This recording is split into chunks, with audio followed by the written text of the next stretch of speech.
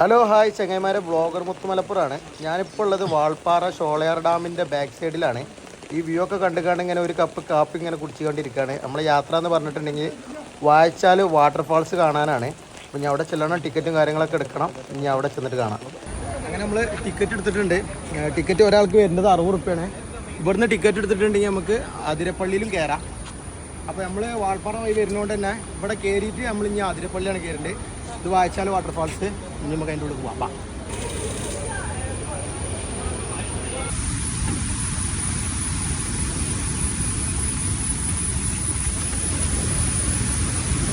അങ്ങനെ ഗായ്സ്, നമ്മൾ ഫൈനലി വായച്ചാൽ വാട്ടർഫാൾസിൻ്റെ അടുത്ത് എത്തിയിട്ടുണ്ട്.